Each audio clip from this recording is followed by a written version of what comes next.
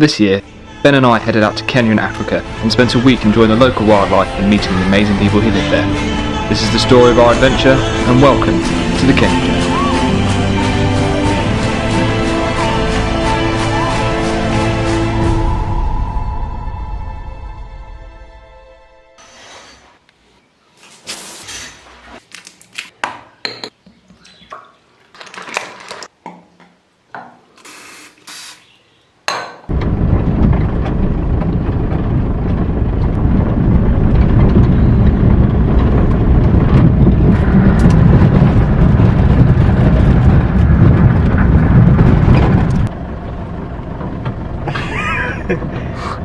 Okay.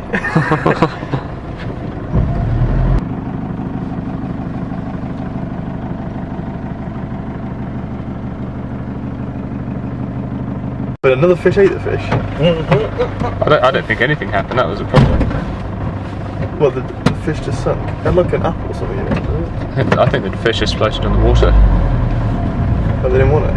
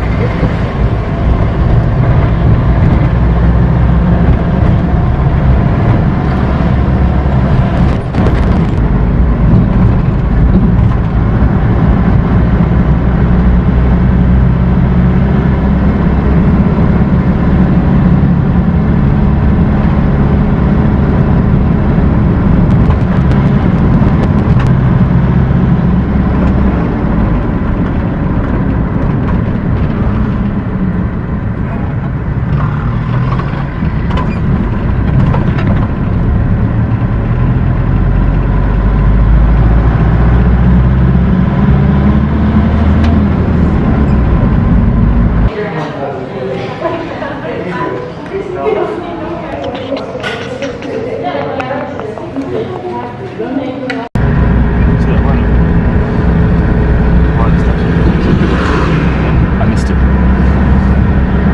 That's right, I should see that in real life.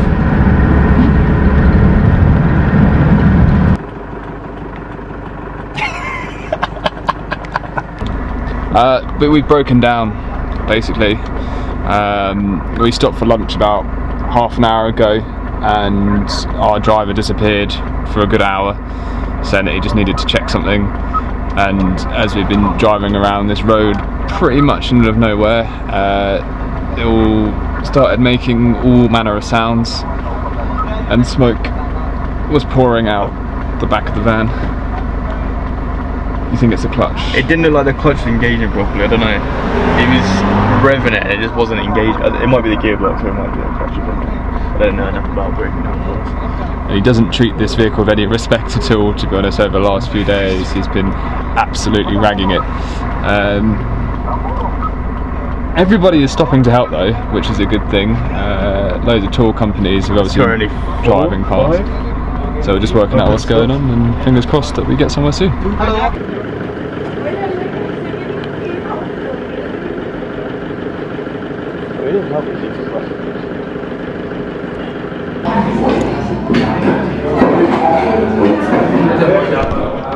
So after breaking down almost 3.5 hours ago, we have returned to the mini cafe restaurant thing that we came to for lunch, and we've been sat here for almost 3.5 hours still waiting for the car to be fixed. Bit of a bummer because we were meant to go on another game drive today on the Maasi Mara, so we've kind of lost an afternoon because of it, and we have no ETA when it's going to be ready. Apparently it's the turbo which they've removed, but they haven't sourced a new one yet. So all we've been doing is reading and twiddling our thumbs and getting extremely bored. I don't know when we're going to make it to the lodge, but hopefully it will be soon.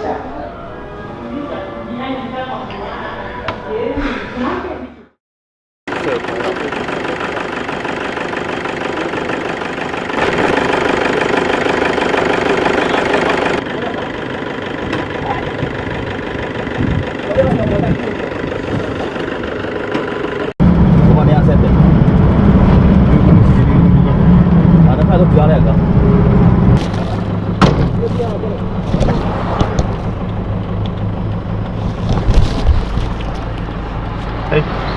What's going on? you've stopped again? Broken down again. Broken down's a strong word. We're not moving anywhere fast. We're not broken down, but there's some strange noises when he lets off the throttle.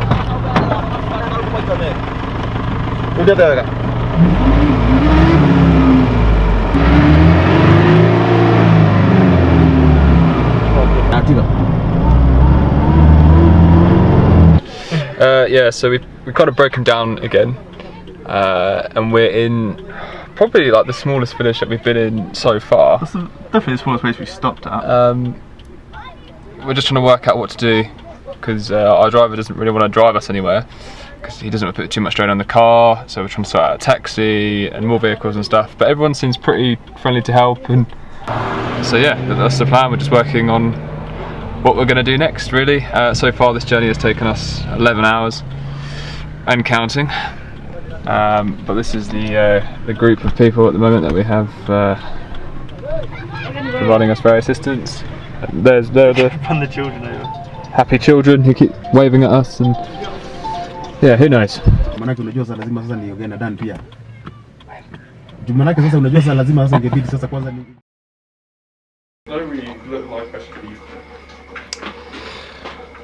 It is 10:15, and within the last half an hour or so we just turned up at our campsite after a 14-hour drive.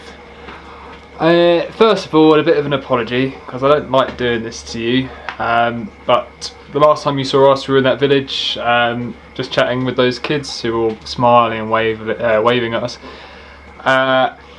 I then didn't really do any filming after that because things went quite weird, if I'm honest. That's quite weird. Quite weird, if I'm honest. That's an understatement. Things went mental, basically. So effectively our minivan thing was completely broken. It couldn't be repaired there and then effectively. And before we knew it, someone in a silver car had pulled up next to us chewing some cat.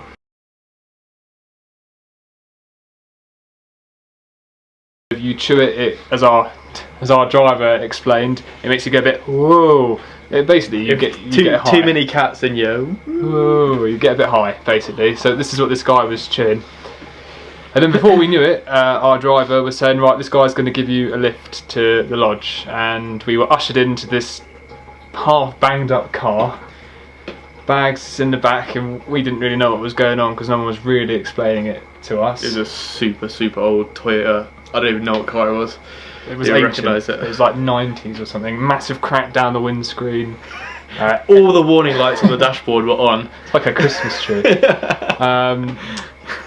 So yeah, and There was then an annoying rattle as well. we were looking at each other like, what is going on here? And then before we knew it, we suddenly pulled right into just a random petrol station, this small village, like a tiny little pump. And the guy gets out, and then before we knew it, I turned and Ben looked up and this guy tried to open Ben's door, trying to get in, just a random guy who looked suspicious, I think it's fair to say. He looked like he had too much cat.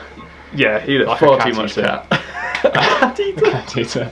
And Ben was like, what is going on here? Luckily my door was locked and he couldn't get in, but then our driver, who sat in with us as well to make sure that we were safe, which obviously thought that something was going to happen if he wasn't with us, just said no, don't worry, he just thought he was getting a taxi. And then I think it twigged for you then that maybe the guy was actually a legitimate taxi driver. I didn't really pick up on it at all, and I was still thinking, have we just got in some random guy's car who's just trying to do a good deed for us? Then the guy, the new driver, got back in the car and then went straight across the road to, it was like a parade of shops with like loads and loads of people bustling in and out. He then gets out and wanders over to the car. We still don't really know what's going on. All we know is all these people are kind of surrounding the car. Our bags are being taken out the boot. Some guy walked up and opened the boot, and that's when I think I can't even remember now. Someone asked, "Why have we stopped? What's going on?" And then our tour guide just went, "Let me get out and make sure your bags are safe."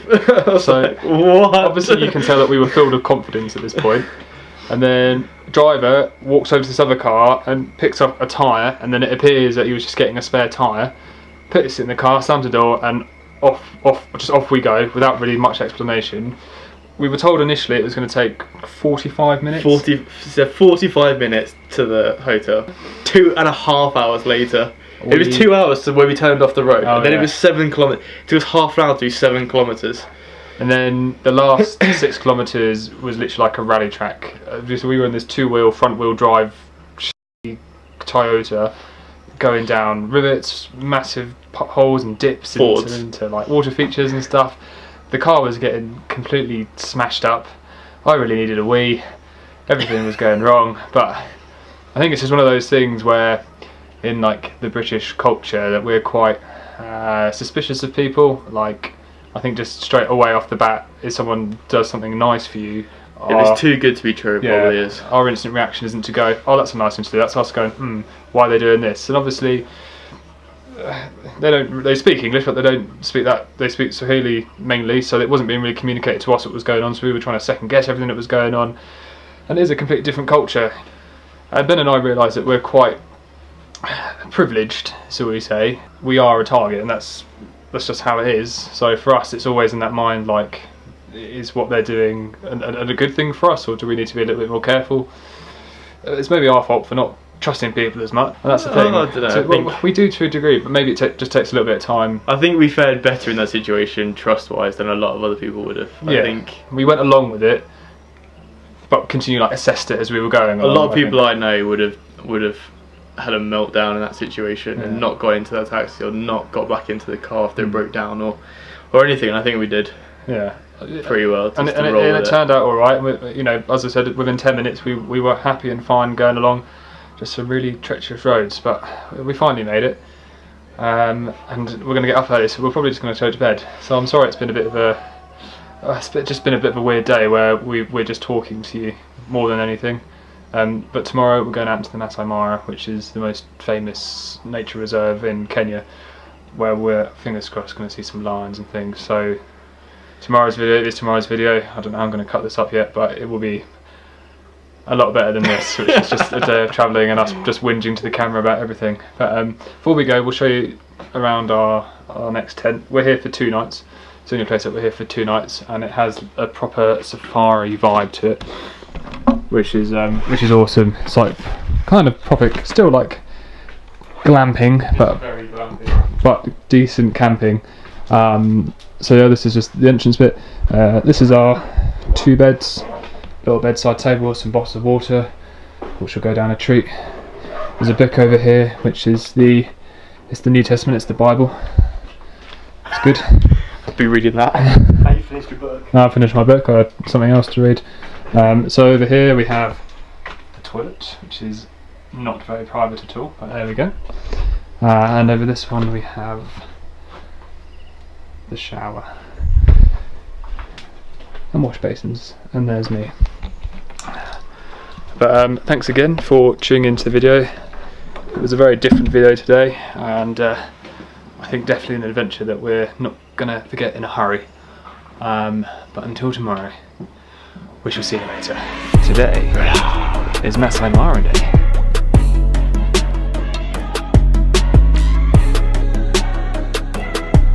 You wanna be the very best. Catch them is my request. The trainer is my call. Pokemon.